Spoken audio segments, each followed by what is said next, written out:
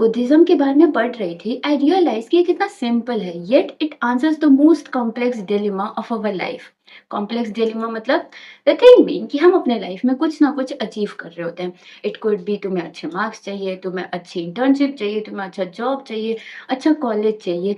In fact तुम्हें जो अपने लास्ट इंटरव्यू का जो रिस्पॉन्स चाहिए, टू द एक्सटेंट कि मुझे इस वीडियो पे कितने व्यूज मिलेंगे, या मी चेकिंग अप लाइक अपना यूट्यूब का एनालिटिक्स टू सी कि इस वीडियो पे कमेंट आया या नहीं, या इस वीडियो पे तो 250 व्यूज थे, 300 क्रॉस हुए नहीं। It is all something that we are chasing, okay.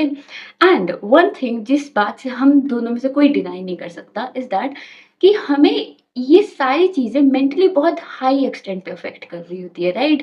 कि तुम रात के बीच में 2 बजे 3 बजे जग के ये देख रहे हो कि what is happening to your next post, कि उसको कोई लाइक मिला या कमेंट मिला।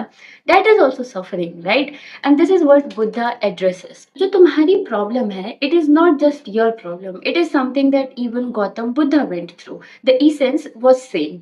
And let me tell you, Buddhism is so simple yet so practical that is more than a religion. It is more than a philosophy. It is a lens through which you can see your life. And trust me when I say so, Buddhism is not related to something कि आपको बाहर कुछ काम करना पड़ेगा, नहीं। It is something which you can introspect करो and अपने अंदर खुद के मन को समझो. It is about questioning, it is about reflecting. And when I say so, it is literally like that, okay? And आगे when you just understand, you watch this video, you will get the real life insights. And इसको real life में apply करना might be थोड़ा hard, but it's also about the way you perceive things, तुम्हारी understanding कैसी है। So yeah it is interesting कि welcome back to episode number 2 of decoding philosophy. So let's get start with the video and I promise that you will gain some very rich insights. Buddhism का एक बहुत ही प्यारा सा aspect ये भी है कि it believes that everything around us is interconnected, ठीक है? कोई भी चीज का एक एज अ सिंगल कोई आइडेंटिटी नहीं है। मतलब कि अगर ये पेन है, ठीक है, तो ये पेन सिर्फ अकेला पेन नहीं है। इसका प्लास्टिक का जो ऊपर बॉडी है वो है, इसकी जो इंक है, एंड देन इसकी जो टिप है, वो सब इस पेन को कॉन्स्टिट्यूट करती है। तो एज अ सिंगल एनीथिंग किसी भी चीज का एग्जिस्टेंस नहीं है, ठीक है? सेकेंड थिंग इज दैट कि जो हमारा जो सेल्फ है वो एक स्टेगनेंट नहीं है, इट इज एवर चेंजिंग, ठीक है? कि मतलब 5 साल पहले आप कुछ और थे, 6 महीने पहले भी आप कुछ और थे, और अभी आप कुछ और हैं, ठीक है? तो जो हमारा आइडिया ऑफ सेल्फ है वो एवर चेंजिंग है, ठीक है? Here are few things that you need to know about Buddhist philosophy. First, it is non theistic. मतलब कि बुद्धिज्म में ऐसा कहीं बताया नहीं गया है कि गॉड एग्जिस्ट करते हैं या गॉड एग्जिस्ट नहीं करते हैं, but it is about like neither it confirms the existence of God nor it denies the existence of God. In fact, जो गौतम बुद्धा हैं, उनको भी एक भगवान की तरह नहीं पूजा जाता। He is someone, एक ऐसे व्यक्ति जिनको enlightenment मिल चुकी है, a awakened soul. Second, Buddhism is not about getting into the extremes. In fact, it is about finding out the balance. Balance से मेरा मतलब इट इज लाइक कि आपको एकदम लग्जरियस लाइफ भी नहीं जीनी, बट एकदम सिंपलेस्ट लाइफ भी मत जियो। एक ऐसी जीवन जीनी है जिसको आप सस्टेन कर सको, राइट? कि अगर आप एकदम बिंज वॉचिंग कर रहे हो तो वो भी नहीं करना, लेकिन आप एक शो देखना ही बंद कर दो तो it is also not like that. It is about finding the middle ground, okay? कि लाइक एक ब्लैक जोन होता है और एक वाइट जोन होता है। तो Buddhism focuses on the grey zone, right? So the third thing is that Buddhism is more about experience rather than belief. तो बुद्धिज्म में ऐसा नहीं है कि देयर आर सम रिचुअल्स कि this and then happens this. No, it is about your just realizing something. And जो आपके inner turmoils हैं, जो इनर कॉन्फ्लिक्ट है, उसके आंसर बाहर नहीं है, इनफैक्ट वो आपके अंदर ही है। तो mindfulness, meditation, it is one of the most important aspect of reflection, okay? So Buddhism focuses on that. Buddhism को बहुत ज़्यादा इम्फोसिस रहता है कि मेडिटेशन करना चाहिए, reflection, and it is all just too much of inner work you have to do, okay? But now we need to know the story, okay? And I know कि ये स्टोरी तुम में से कभी ना कभी किसी ना किसी ने सुनी होगी, बट अगेन एक बार फिर से सुन लेते हैं, ओके? तो जो गौतम बुद्धा थे वो एकदम रिच फैमिली, रॉयल फैमिली में बॉर्न हुए थे, एंड तब उनका नाम सिद्धार्थ हुआ करता था, ठीक है? एंड जो उनकी परवरिश हुई थी वो बहुत ज़्यादा सिक्योर्ड लग्ज़रियस लाइफ़ में हुई थी। तो उन्होंने आज तक अपनी लाइफ़ में कभी सफ़रिंग नहीं देखी। लेकिन जब वो एक बार अपने महल के बाहर गए, तो उन्होंने 4 ऐसे दृश्य देखे, जिन्होंने उनके मन को बेचैन-सा कर दिया था। कौन थे वो 4 दृश्य? First he saw an old man, then he saw a sick man. फिर उसके बाद उन्होंने एक डेड बॉडी देखी and then he saw a monk. And ये सब को देख के जो गौतम बुद्ध का जो मन था वो एकदम विचलित हो गया था, ठीक है? तो इसके बाद उनके मन में लाइक एक क्वेश्चनिंग एकदम बैठ चुकी थी कि why there is so much suffering. And इसी सच की तलाश में उन्होंने 29 की एज में अपना घर परिवार, अपनी पत्नी, अपने बच्चे सबको छोड़ के सच की खोज में चले गए। एंड देन उनको एनलाइटनमेंट हुई बोधि ट्री के नीचे। एंड वो जो एनलाइटनमेंट है उससे कुछ हमें प्रिंसिपल्स निकल के आते हैं, जो कि 4 आर्य सत्य हैं बुद्धिज्म के। सो यहीं से स्टार्ट होती है the 4 noble truths of Buddhism. So let's understand all this, and trust me when I say so, you will find it so interesting and so simple. So let's just get started. The first truth is life has suffering. जो दुख है वो हमारे जीवन का एक अहम हिस्सा है, और ज़रूरी नहीं है कि ये दुख हमेशा बहुत बड़ी ट्रेजेडी ही हो। It could be that feeling जब आपका फेवरेट प्लान कैंसल हो जाए, या जब आपके एक्सपेक्टेशन से कम मार्क्स मिल जाए, जब आपको अपने एक्सपेक्टेशन से कम सैलरी मिल रही हो। It all could be suffering. And one of the interesting thing is that कि सफरिंग इतनी इंट्रिकेट है कि खुशी में भी गम है। कैसे? कि जब आपके पास कोई चीज़ होती है तो वो आपको खुशी देती है, लेकिन नेक्स्ट मोमेंट जब आप उसके एग्जिस्टेंस के खत्म होने के बारे में सोचते हो तो वो चीज़ आपको दुख देती है। फॉर एग्जाम्पल कि अगर मेरे पास अभी पैसा है, मनी है, पैसा मनी सेम ही होता है। अगर आपके पास पैसा है, फेम है, दोस्त है, परिवार है, सब कुछ है, और ये सब आपको खुशी दे रही है, तो इन सब के ना होने का जो डर होता है वो आपको सफरिंग दे रही होती है। एंड इसमें कोई डिप्रेसिंग सी बात नहीं है। It is just about accepting this कि हाँ, suffering is the intricate part. And जब हम इस बात को एक्सेप्ट कर लेते हैं ना, तो हमारा जो माइंड है वो फ्री हो जाता है। फ्री किस चीज से? फ्री उस अर्ज से कि हमेशा हमें खुशी होना होता है। नहीं, हम नॉर्मल भी रह सकते हैं। जरूरी नहीं है कि हमेशा लाइफ में कुछ ना कुछ थ्रिल चलेगा या आप 24/7 खुश रहेंगे। Suffering is very normal. Suffering is like जो बोर्डम आपको फील होता है, या जो हार्ट ब्रेक आपको फील होता है, जो डर आपके मन में रहता है, ये सब सफरिंग है। And it's okay to be not okay, okay. And ये सब लाइक सफरिंग का एक पार्ट है, and it is normal, okay. Now the very basic doubt जो हमारे मन में आता है इज दैट कि सफरिंग होती ही क्यों है, राइट? कि बहुत सारी चीजें होती है जो हम डिजर्व नहीं करते, बट हमारी लाइफ में हो रही है, और ये सारी चीजें हमें कहीं ना कहीं दुख दे रही है। तो this leads me to the second truth, that is desire is the cause of something. No, desire is the cause of suffering, okay? तो इसका मतलब क्या हुआ? इसका मतलब हुआ कि हम अपने लाइफ में हमेशा कुछ ना कुछ चीज चाह रहे होते हैं। हमें कोई ना कोई चीज जो होती है हम उसको चेज कर रहे होते हैं, एंड इसी की वजह से हमें सफरिंग होती है। अब मैं स्टूडेंट हूँ तो स्टूडेंट वाला एग्जांपल देती हूँ कि हमें लाइफ में अच्छे मार्क्स चाहिए, फिर हमें अच्छा कॉलेज चाहिए, हमें अच्छी इंटर्नशिप चाहिए, फिर हमें अच्छा जॉब चाहिए। और जब हमें इनमें से कुछ भी लाइक कोई एक भी चीज़ नहीं मिलती, तो हमें दुःख होता है, हमें फ्रस्ट्रेशन होती है, and then this leads to suffering. तो जब मेरे को सफरिंग के बारे में पता चला, एंड देन ये पता चला कि desire is the cause of suffering, तो मेरे मन में एक बहुत बेसिक सा क्वेश्चन आया कि अगर हमें सफरिंग नहीं चाहिए, तो हम डिज़ायर करना ही बंद कर दें। क्योंकि मैं इसलिए दुखी हो रही हूँ क्योंकि मुझे कोई चीज़ चाहिए, तो अगर मुझे कोई चीज़ चाहिए ही नहीं होगी, तो मैं दुखी नहीं होगी। लेकिन क्या ये चीज़ प्रैक्टिकल है? क्योंकि जो भी मेरी आशाएँ हैं, जो भी मेरी एक्सपेक्टेशंस हैं, जो भी मेरे गोल्स हैं, वो मेरे को लाइफ में कहीं न कहीं ग्रो होने के लिए मदद कर रही है। तो I just can not let go of that, right? तो this leads me to the third truth, that is peace is possible and suffering can end. And how to end suffering? तो यहीं पे सबसे ज़्यादा ट्विस्ट एंड टर्न्स आते हैं, and यहाँ पे तुम्हें समझने की ज़रूरत है। फर्स्ट, कि बुद्धा ये नहीं कह रहे कि आप अपने लाइफ में एम्बिशन मत रखो, आप अपने लाइफ में गोल्स मत रखो, रखो।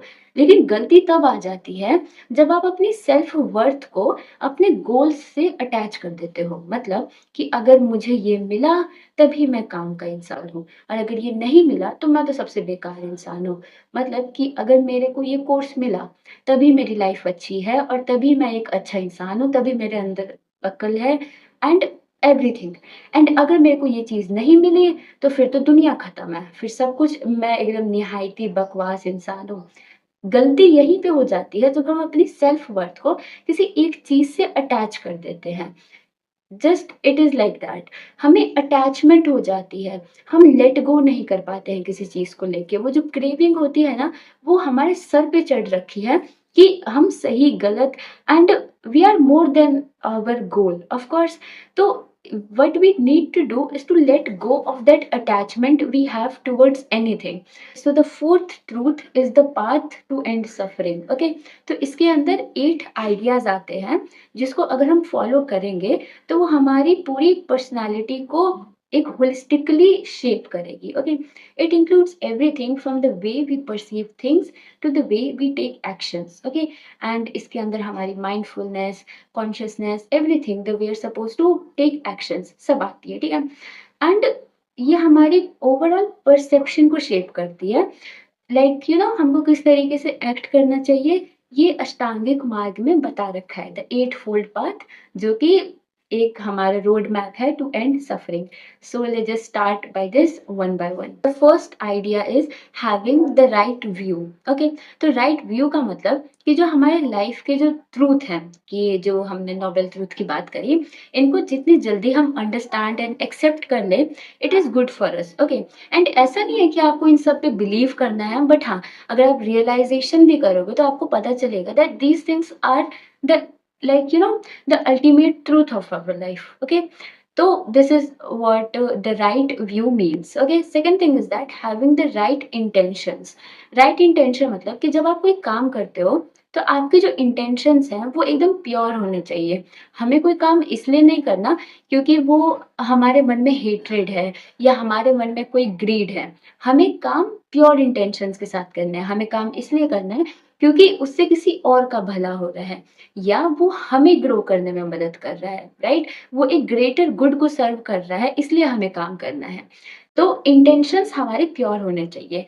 Third is the right speech, कि देखो ये बात तो हम सबको पता होनी चाहिए कि जो हमारी बातें हैं वो या तो किसी को हील कर सकती हैं या तो किसी को हर्ट कर सकती हैं। तो जब हम अपने शब्दों का चयन समझदारी से करते हैं तो उसे कहते हैं राइट स्पीच, ठीक है? तो हमें किसी को कुछ ऐसा नहीं कहना चाहिए जो किसी की फीलिंग्स को हर्ट करे। The fourth is right action. हमें ऐसे काम करने चाहिए जो सही हैं, किसी को हर्ट या किसी को हार्म नहीं करना चाहिए। हमारे एक्शंस ऐसे होने चाहिए जो हमारे वैल्यूज़ को, जो हमारे संस्कार को रिफ्लेक्ट करें, ठीक है?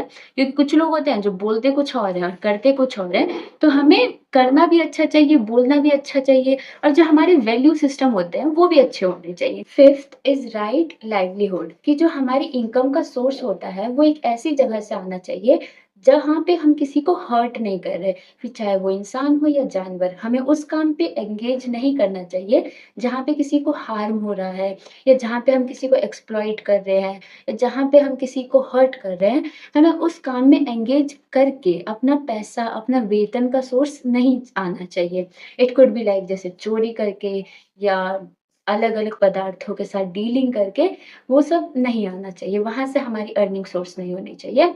सेकंड सिक्स्थ थिंग इज़ कि राइट एफर्ट, कि हमें उन चीज़ों पे अपना एनर्जी लगाना चाहिए जो हमें मेंटली और फिज़िकली अपलिफ्ट करती है, ठीक है? कि और जो लाइक गलत आदतें होती हैं, हमें उनको ख़त्म करनी चाहिए और जो अच्छी आदतें होती हैं, हमें उसको इम्बाइब करना चाहिए, हमें उसके साथ ग्रो करना चाहिए। गलत आदतें मतलब कि आपका आलसपन या जो झूठ बोलना या आप यू नो लाइक प्रोक्रेस्टिनेट करना, ये सब गलत आदतें होती है। अच्छी आदतें मतलब कि डिसिप्लिन इंसान की तरह रहना या अपना टाइम पे एकदम लाइक अच्छी आदतें क्या होती है?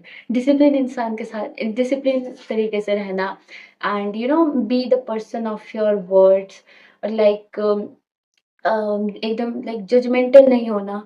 तो हमें अपनी लाइफ में अच्छी आदतों को कल्टीवेट करना है और बुरी आदतों को रिमूव करना है। Yes, the seventh idea is right mindfulness. तो हम अपनी लाइफ में इसी चीज़ की चिंता करते हैं कि फ्यूचर में क्या होगा या पास्ट का गिल्ट लेके बैठते हैं। हम अपने फ्यूचर पे ध्यान देना ही भूल जाते हैं। तो माइंडफुलनेस इज़ वेरी इंपॉर्टेंट। हमें अपने प्रेजेंट पे ध्यान रखना होता है, हमें अपने प्रेजेंट को ऑब्जर्व करना होता है एंड हमें अवेयर होना होता है कि like whatever is going on, ठीक है?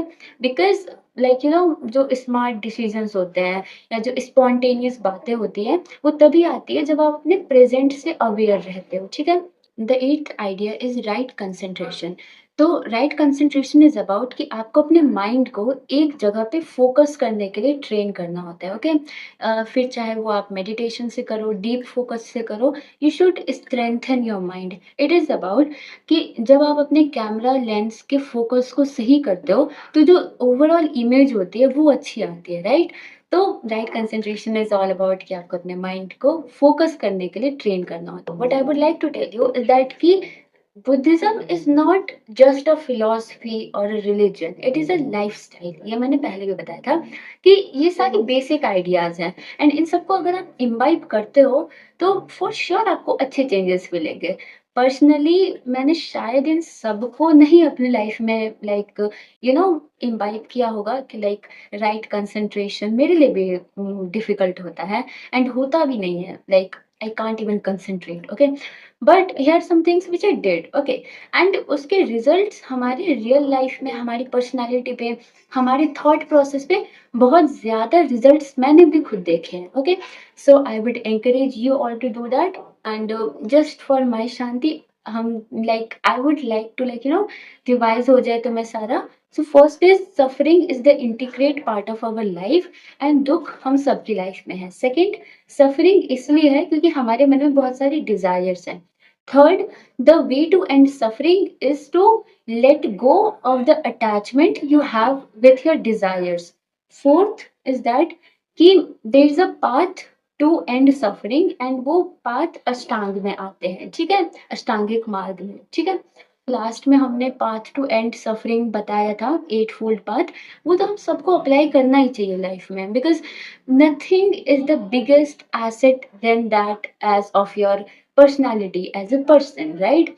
तो यस, दैट इज इट। मैंने बहुत बार बोला कि let go of the desires, okay? And desires का मतलब कि हमें अपनी अटैचमेंट उससे नहीं लगा के रखनी है, ठीक है? तो ये कहना आसान है बट इसको इम्बाइब कैसे करना है, देखो। जब मैंने इसके बारे में पढ़ा था तो मुझे भी too good to be true लग रहा था। हम क्या कर सकते हैं इज़ दैट कि हम अपनी सेल्फ वर्थ को उससे डिफाइन ना करें, ठीक है? एंड ये ना करना इज़ ऑल्सो डिफिकल्ट क्योंकि जब आपकी लाइफ में इतने हेवी स्टेक्स हो, तो जब आप अपनी सेल्फ वर्थ कहीं न कहीं अपने गोल से डिफाइन करने लगते हो, ठीक है? ये मेरा ओपिनियन है। तो a solution could be, a perspective could be कि हमारा जो डेस्टिनेशन है वो एक होता है, ठीक है? लेकिन जो पाथ होता है वो अलग-अलग हो सकते हैं। जस्ट बिकॉज़ एक रास्ता बंद हो गया डज़न्ट मीन कि दूसरा, तीसरा कोई रास्ता नहीं है। मतलब फॉर एग्ज़ाम्पल आपका एम हो सकता है कि आपको सक्सेसफुल बनना है, ठीक है? तो जस्ट बिकॉज़ आप एक रास्ते से सक्सेसफुल नहीं हो पाए डज़न्ट मीन कि दूसरा, तीसरा रास्ता बंद हो चुका है, ठीक है? So with this we come to an end of this video। बाकी अगर तुमको कुछ नए इंसाइट्स मिले या जो तुम्हारा ओपिनियन इस वीडियो को लेके do let me know in the comment section.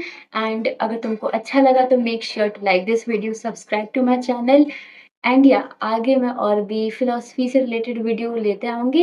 And मेरा main emphasis is not about कि I will read the scriptures या एकदम इन डेप्थ में जाना, नहीं।